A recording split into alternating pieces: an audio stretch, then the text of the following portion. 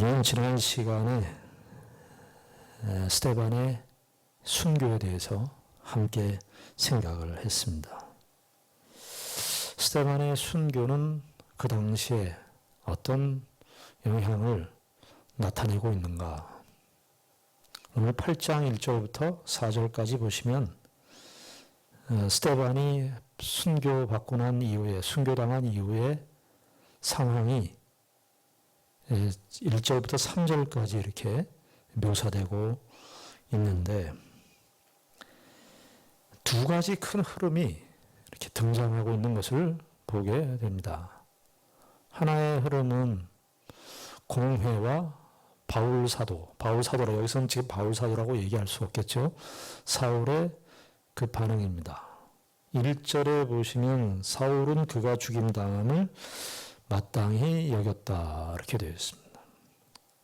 그리고 그날에 예루살렘에 있는 교회에 큰 박해가 있어 사도 외에는 다 유대와 사마리아 모든 땅으로 흩어졌고 3절에 또 사울이 등장하면서 사울이 교회를 찬멸한다. 1절 또 3절이 그 사울과 그 당시 때 공회가 스데반의 죽음 이후에 교회를 어떻게 대하고 있는가 하는 것을 여기 보여주고 있습니다. 사울은 죽임당함을 마땅히 여겼고 그날에 예루살렘에 있는 교회에 큰 박해가 일어났다라고 되어 있고 3절에 사울이 교회를 잔멸했다 이렇게 되어 있는데 잔멸했다 이 표현은 멧돼지가 그 포도원을 이렇게 공격하는 것 같은 그런 의미를 담고 있는 그런 표현입니다. 그러니까 동물처럼 그 교회의 사람들을 잡아들이고 핍박하는데 짐승이 하나처럼 생각했다 이런 뜻이죠. 그러니까 이 짤막한 스데반의 순교의 이야기, 반응을 기록하고 있는데 이게 도대체 이게 우리가 그냥 쓱 읽어가는 내용이지만 얼마나 무시무시한 일들이 벌어지고 있는 겁니까? 공회는 그 당시 때 예루살렘 공회고 상당한 지위도 있고 종교적 지위와 명망도 있고 사람들로부터 인정을 받고 하는 그 교회의 공회의 지도자들인데 다른 종교를 믿는다고 죽이는 데까지 스데반을 죽였는데 사울 같은 경우는 다메섹까지 쫓아가면서 이 예루살렘에서 다메섹까지가 280km거든요. 한 300km 정도 되는 그 거리를 그걸 잡으려고 이 도대체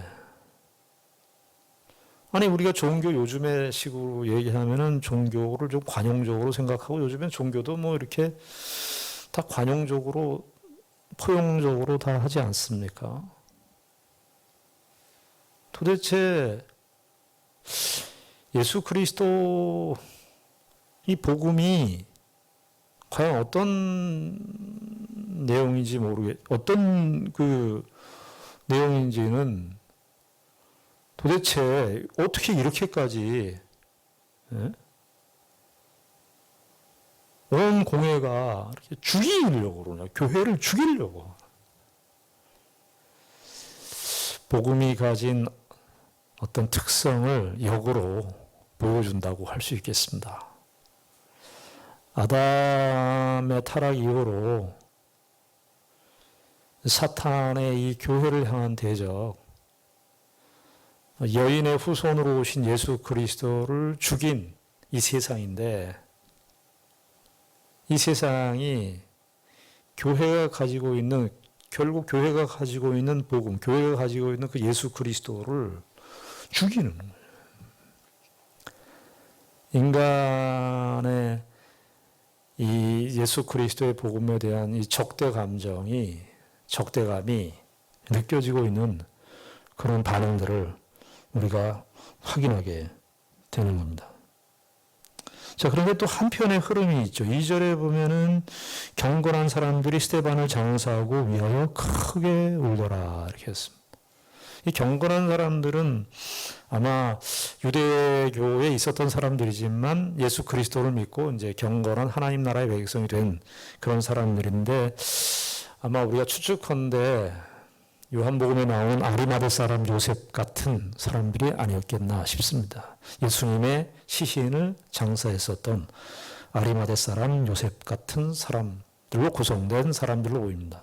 아리마대 사람 요셉 같은 사람들로 구성된 사람들로 보입니다. 아리마대 사람 요셉 같은 사람들.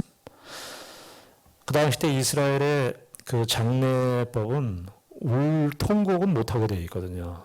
그저 장례만 하게 되어 있는데, 이 장례 기간을 며칠을 했는지 할 수 없습니다. 모세가 죽었을 때는 30일을 장례의 절차를 밟았고, 야곱 같은 경우는 70일을 했는데, 그 구약의 전통이죠. 그 당시 때는 어느 정도 했는지 모르겠습니다만, 그래도 10일 이상은 하지 않았겠는가. 그런데 크게 울더라, 이렇게 성경에 크게 울더라. 이 크게 울더라는 것은 스데반의 죽음에 대해서 그 당시 때 교회가 얼마나 이 죽음에 대해서 애절하게 생각하고 있는가를 우리가 확인하게 되는 것이죠. 한편으로는 스데반의 죽음에 대해서 교회가 통곡한다는 것은 스데반의 죽음이 세상에서 스데반을 죽게 하는 이런 것들이 옳지 않다고 하는 것을 반증하는 그런 반응이라고 할 수 있겠습니다. 3절에 보면은 사울이 교회를 장렬할 때 각 집에 들어가 남녀를 끌어다가 옥에 넘기는데요. 이게 나중에 가면 이 사울이 이거를 똑같이 자기 자신이 당합니다. 우리 11장 사도행전 좀 멀리 좀 가보십시다. 11장 19절. 11장 19절에 14장 19절입니다. 14장 19절. 14장 19절. 14장 19절입니다. 유대인들이 안디옥과 이고니온에서 와서 무리를 충동하니 그들이 돌로 바울을 쳐서 죽은 줄로 알고 시외로 끌어내치니라. 지금 바울이 이제 1차 선교여행 하면서 소아시아 지역에 복음을 안디옥과 이고니온에서 이제 복음을 전했는데, 바울이 어떻게 됩니까? 돌로 바울을 쳐서, 스데반도 어떻게 되죠? 돌로 맞죠. 사도 바울이 돌을 던지는데, 사울이 그때 돌을 던지는데 앞장섰던 사람인데 자기 자신이 이제 돌에 맞죠. 그 다음에 여기 시외로 끌어내치니라. 이 끌어냈다 이 표현이 아까 8장 3절에 나오는 각 집에 들어가 남녀를 끌어다가라고 하는 표현과 같은 표현이에요. 그 사도 사울이 처음에는 예수 믿는 사람들을 다 돌로 치고 그 사람들을 끌어냈는데, 나중에 이제 바울이 회심한 이후로는 자기 자신이 돌로 맞고 자기가 끌어내침을 당하는 그런 참 희한한 현상. 이 세상의 종교의 영역에서 종교를 많이 따르는 사람들이 있고 종교가 있습니다만, 이런 특징들이 나타나나요? 어떻게 자기가 핍박했던 그 사람이 당하는 운명을 오히려 다 당하고, 나중에 이제 사도행전 9장에서 바울의 회심 사건을 볼 테지만, 바울이 회심했다 그러니까 1세기 때 그 예루살렘 교회, 초대교회 사람들이, 사도들이 받아들이질 않는 거죠. 자기가 이 죽이려고 했었던, 이렇게 죽이고 핍박했었던 그 복음을, 그 믿음의 도리를 자기 자신이 이제 믿게 되고, 이런 일들이 있을까요? 그런데 우리도 어떻습니까? 우리도 예수를 믿기 전에는 하나님과 원수 되었습니다. 우리도 하나님과 원수 되었고, 하나님과 적대 관계에 있었고, 사탄의 자녀였고, 본질상 하나님의 진노 아래 있었던 그런 사람들이었습니다. 우리가 그 하나님과 원수 되었던 그 자리에서 돌이켜서 하나님의 자녀가 되는, 우리가 너무 쉽게 말하지만 이런 종교가 어디에 있어요? 이건 뭐냐면 결국 기독교가 생명을 말한다는, 생명을. 이 기독교가 이렇게 이렇게 초대교회 공회가 이렇게 핍박을 하고 죽이려는 그 생명이 있다는 것이죠. 세상에 이런 반전이 어디 있겠어요? 원수였던 사람이 거기에 그 내용에 예수 그리스도 복음에 증인되는 일들이. 자, 그런데 이제 이렇게 스데반의 죽음이 있고 난 다음에 우리가 일반적으로 생각하면 스데반이 순교를 했으니까 그 다음에는 조금은 박해가 좀 완화되어야 되지 않겠습니까? 최소한 박해가 완화되어야 되는데 어떻습니까? 박해가 더 거세지죠.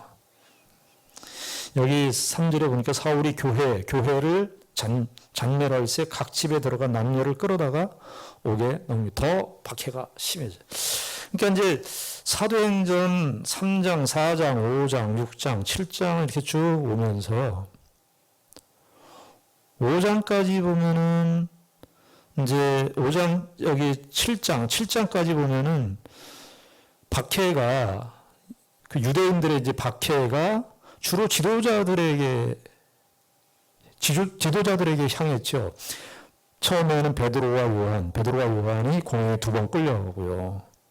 그 다음엔 이제 스데반이 교회 이제 리더로 교회 7 일꾼으로 세움 받았으니까 스데반이 이제 순교를 당하는데 이제 8장부터는 스데반의 죽음이 있고 난 다음에 박해가 더 강도가 세질 뿐만 아니라 박해의 대상이 어떻게 됩니까? 온 교회로 확대돼요. 온 교회로. 그러니까 8장 1절에는 그날에 예루살렘에 있는 교회, 물론 5장 40절에 교회라는 말이 나오지만 교회라는 말이 이렇게 집중적으로 나오는 것이 8장에 교회에 큰 박해가 있고 3절에도 사울이 교회를 잔멸했다. 우리의 기대, 우리의 상상은 이렇게 스데반이 죽었으면 그 다음에 나오는 강도, 그 박해의 강도는 좀 줄어들어야 되는데 오히려 박해는 더 심해지고 박해의 범위는 어떻게 됩니까? 더 광범위해요. 모든 교회들이. 참 그런데도 이렇게 참 우리가 사도행전을 읽으면서 우리가 늘 아멘 하면서 하나님의 말씀이니까 우리가 그렇게 받으면서 이렇게 우리가 있지만요. 참 얼마나 이상한 일이죠. 이상한 일이 벌어지고 있는 거예요. 자, 이렇게 교회에 대한 박해와 pit박이 세지고 광범위해졌는데 4절에 보면은 어떻게 됩니까? 그 흩어진 사람들이 이렇게 흩어진 사람들 디아스포라라는 말이 여기서 비롯된 겁니다. 흩어진 사람들이 두루다니며 복음의 말씀을 전할세.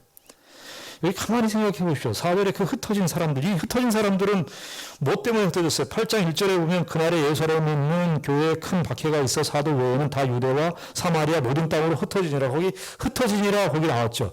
박해 때문에 흩어졌는데 박해의 내용이 뭐였어요? 뭐 때문에 이들이 박해를 받은 거예요? 복음 때문에 박해를 받은 거잖아요. 예수 그리스도 때문에 박해를 받았고 예수 그리스도 때문에 흩어졌어요.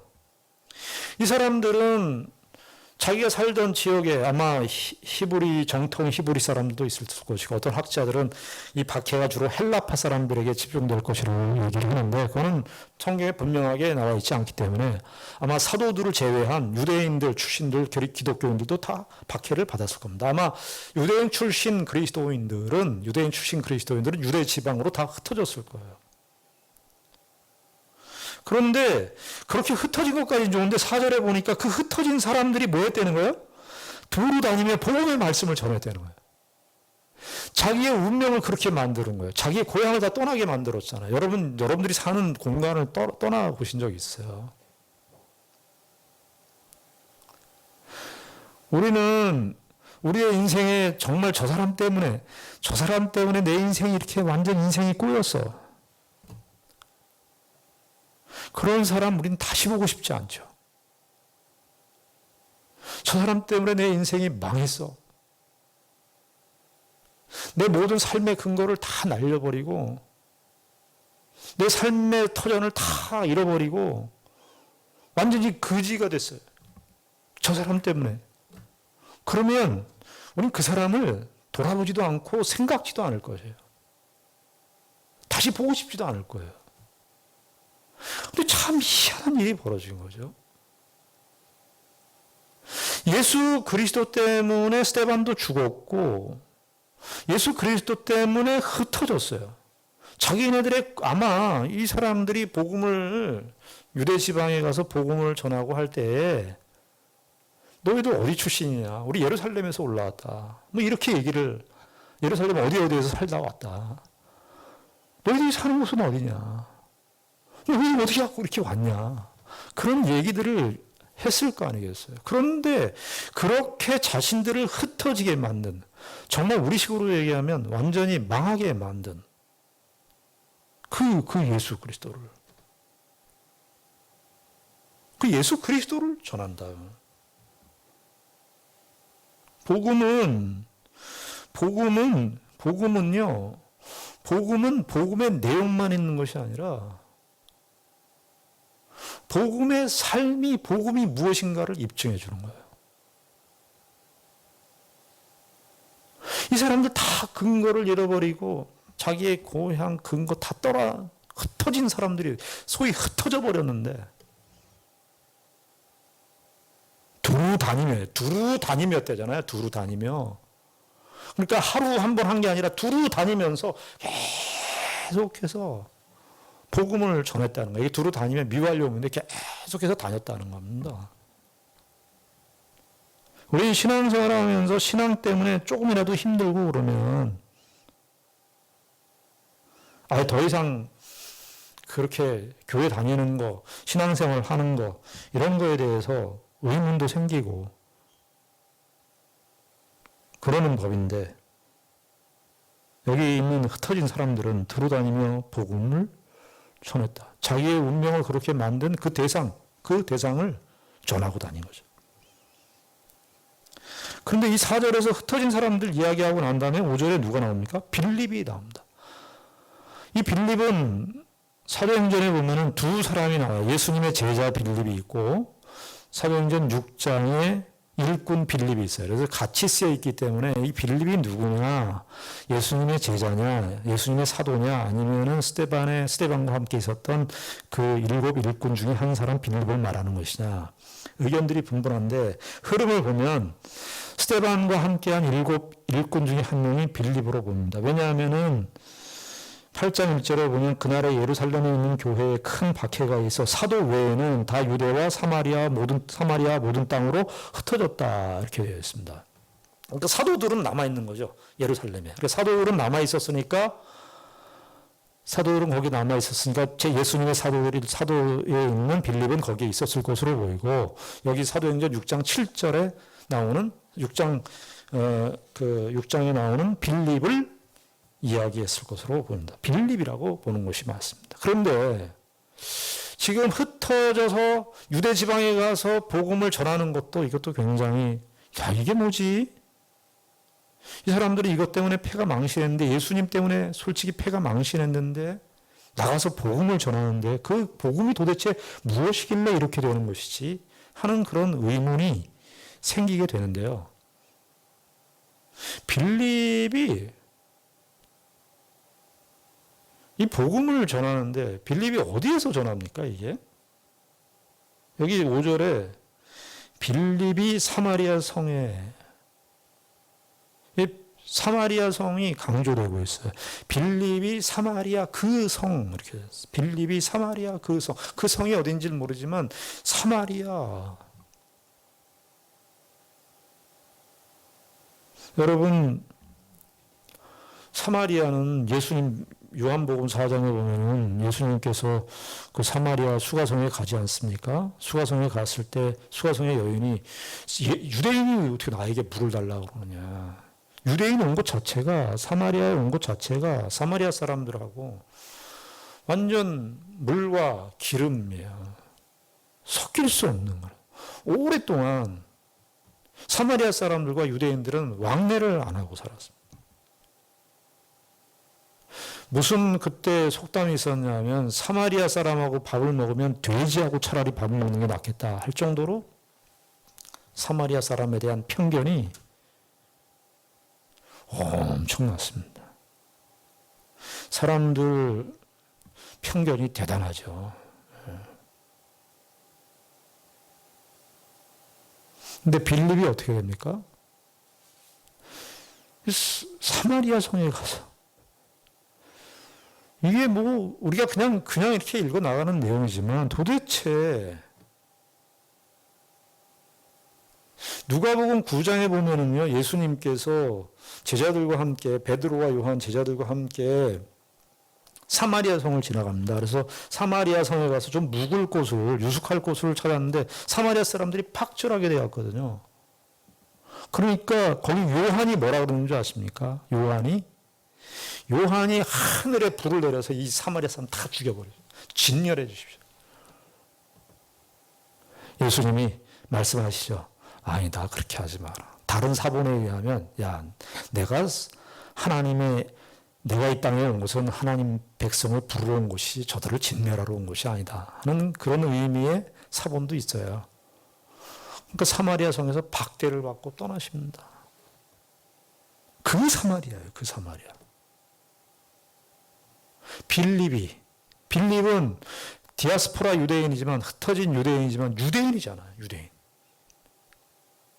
자, 그런데 8장 14절에 보면은요, 그런 사도들, 참 14절에 예루살렘에 있는 사도들이 사마리아도 하나님의 말씀을 받았다 함을 듣고 베드로와 누구를 보냈어요? 요한을 보냈다. 누가복음 9장에 보면은 베드로와 요한이 그냥 등장하는데 요한이 이 사마리아를 하늘에서 불이 떨어져 했던 그 장본인이에요. 복음이 과연 무엇인가? 사람들이 흩어져 가면서 복음을 그 하나님의 말씀을 전하는 그 예수 그리스도 과연 그분이 누구신가? 빌립이 유대인이 경험지간으로 지내고 있는 사마리아 성에 내려가서 하나님의 말씀을 전한다는 것이 도대체 복음이 무엇이길래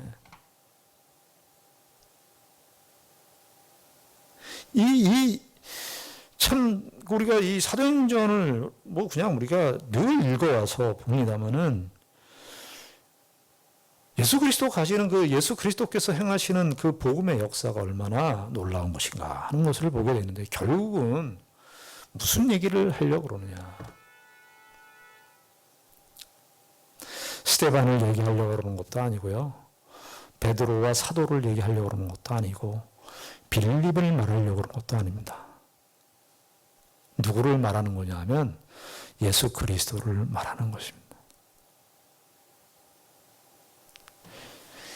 흩어진 사람들이 그렇게 가서 복음을 전하고 빌립은 사마리아에 가서 적대관계에 있었던 오랫동안 적대관계로 해서 쳐다보지도 않았던 사마리아 성을 향해서 우회해서 사마리아로 가면 북쪽 갈릴리로 가려면 예루살렘에서 갈릴리로 가려면 돌아서 우회해서 올라갔었던 그 사마리아. 네.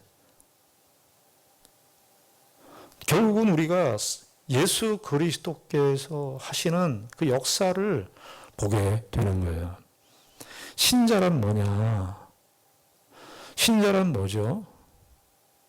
그리스도가 그 안에 있는 사람들입니다. 독일 사람들은 신자를 지금도 이렇게 표현한대요. 그리스도라고 표현한대요. 그리스도.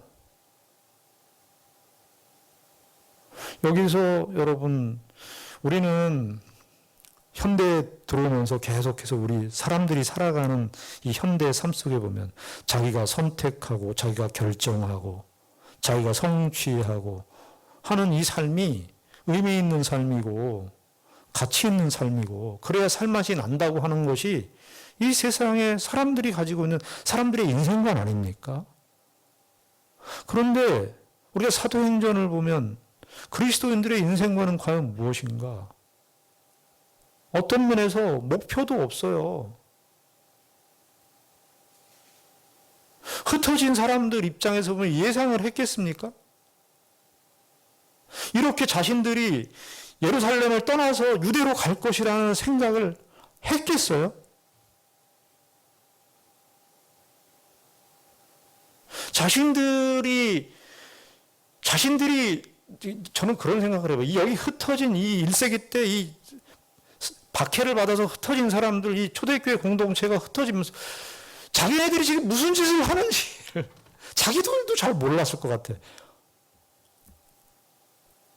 이게 뭐지? 그러면서. 아마 스데반이 스데반이 순교한 그 시점까지도 자기네들의 운명이 이렇게 흩어질 운명으로 생각했던 적이 없었을 거예요. 생각해본 적이 없었을 겁니다. 또 빌립은 그 생각을 했을까요? 빌립은 내가 사마리아 성에 가서 이 하나님의 복음을 전할 것이라는 생각을 했었을까요? 저는 빌립이 가장 가능한 추측은 뭐냐 하면 빌립은 이 생각을 했었을 거예요. 이제 일곱 일꾼이었으니까 스데반이 죽었으니까 이제 스데반의 뒤를 이어서 이제 초대교회의 구제 공동체를 계속해서 이제 맡고 그 일을 할 것이다. 이런 생각을 했을 거예요. 빌립은 전혀 사마리아에 갈 거라는 생각을 스스로 1도 생각을 안 했을 겁니다. 무엇을 말하려는 것입니까? 우린 신자들이 이 세상에 살면서 자기가 처해 있는 운명과 조건과 상황, 현실들이 다 있습니다. 우리가 원하지 않는 상황도 있고, 원하는 상황도 있고, 사람과의 관계도 원하지 않는 관계가 있고, 원하는 관계가 있죠. 좋은 관계가 있고, 우리 생각에 안 좋은 관계도 있고, 우린 다 어떻게 생각합니까? 안 좋은 관계는 다 불만이죠. 아니, 세상에, 예전에 유명한 탤런트들이 나와서 그런 말을 한 적이 있었어요. 그 탤런트를 보면서 그 앵커가 물어봤어요. 살면서 무엇이 불만이십니까? 근데 다들 하는 얘기가 자기의 몸에 대해서 불만이 많다는 거예요. 다들 잘생긴 탤런트들인데 우리가 볼 때는 무엇이 저렇게 불만이 많을까? 저렇게 잘생긴 사람들이 무슨 자기 몸에 대해서, 얼굴에 대해서 무슨 불만이 많을까? 어떤 사람은 난 눈이 좀 더 작은 것 같아요. 어떤 사람은 자기 귀가 뭐 이상한 것 같고, 어떤 사람은 코가 삐뚤어진 것 같다. 기대가 많은 거죠. 우리는 사도행전의 이 초대교회 공동체의 모습을 보면서 하나님의 백성으로 산다는 것이 과연 무엇인가? 우리가 원하지 않는 상황, 원하지 않는 조건, 그곳에서 하나님께서 훨씬 더 일을 많이 하신다는 것을 배웁니다. 내가 기대하고 내가 원했던 그 상황에서보다는 내가 기대하지 않았던 상황, 내가 전혀 염두에 두어지지 않았던 어떤 조건들과 어떤 연결들이 훨씬 더 하나님께서 일하시는 거더라고요. 빌립은 사마리아 성에 가서 자기가 전혀 예측하지 않았던 그 길을 간 것입니다. 그래서 그리스도인들은 자기의 계획과 자기의 목적을 따라 사는 것이 아니라 어떤 환경과 어떤 조건 속에 있든지 예수 그리스도께서 그 영역으로, 그 조건으로 우리를 불렀다는 사실을 받아들이는 것입니다. 망하면 망한 현실 속에서, 그 속에서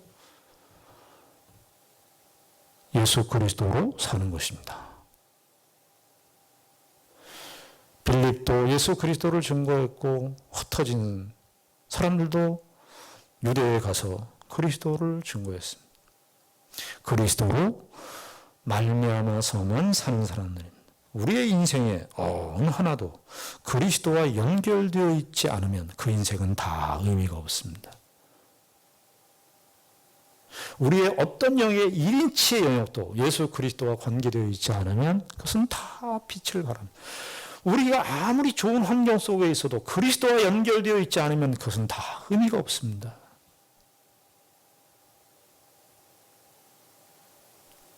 (8장) 1절부터 8절까지 나오는 스데반의 순교 이후에 초대교회 공동체, 자신들이 의도하지 않았던 박해, 핍박으로 흩어지고 사마리아 성에 가서 하나님의 말씀을 증거하는 그런 일들을 통하여 우리의 운명과 우리의 삶은 하나님이 인도하시는구나. 어떤 형편과 어떤 조건 속에서도 하나님이 일하시는구나. 그것을 우리의 인생 속에서 배우는 것이, 더 깊이 채우는 것이 우리가 우리의 인생을 살아가면서 신앙적인 성숙한 중요한 이해요, 깨달음이라고 이 말씀을 통해서 우리가 다시 한번 확인하게 되는 것입니다. 결론이 어떻게 됩니까? 그 성에 큰 기쁨이 있더라, 그렇게 얘기합니다. 여기 이 큰 기쁨은 예수 그리스도를 만난 기쁨과 함께 뭡니까? 빌립이 자기가 이 사마리아 성에 예측치도 않은 이곳에 와서, 예상치도 않은 이곳에 와서 하나님의 말씀을 전했는데 사마리아 사람들이 하나님을 믿고 하나님이 하시는 일을 보고 큰 기쁨이, 우리가 기대하고 우리가 원했던 대로 성취하면 그것도 기쁨이지만, 그러나 우리가 의도하지 않고 생각하지 않았던 그런 현실들 속에서 이루어내는 하나님의 일하심에 그 깊이, 그 영광, 그것으로 말미암아 누리는, 신자들만이 누릴 수 있는 이 큰 기쁨이 저와 여러분들에게 예비된 기쁨이고, 우리의 현실 속에서, 날마다의 현실 속에서 확인할 수 있는 그런 기쁨인 것입니다. 기도하겠습니다. 하나님 아버지, 은혜를 감사합니다. 우린 다 예수 그리스도의 은혜로 부름을 받았습니다. 예수 그리스도를 믿고 천국 가는 그런 구원 정도만이 아니라 우리의 인생이 드디어 예수 그리스도로 말미암아 사는 인생으로 어떤 조건 속에서도 살게 되어 있도록 부름을 받았습니다. 이 세상이 핍박과 박해와 예수 그리스도를 믿는 신앙의 가치에 도전하고 압박하는 그런 흐름 속에 있지만, 그 속에서 예수 그리스도로 말미암아 누릴 수 있는 큰 기쁨을 가지도록 역사하고 있고 섭리하는 그런 인생으로 부름을 받았습니다. 아버지 하나님, 이 사실을 잊지 않게 하여 주시옵소서.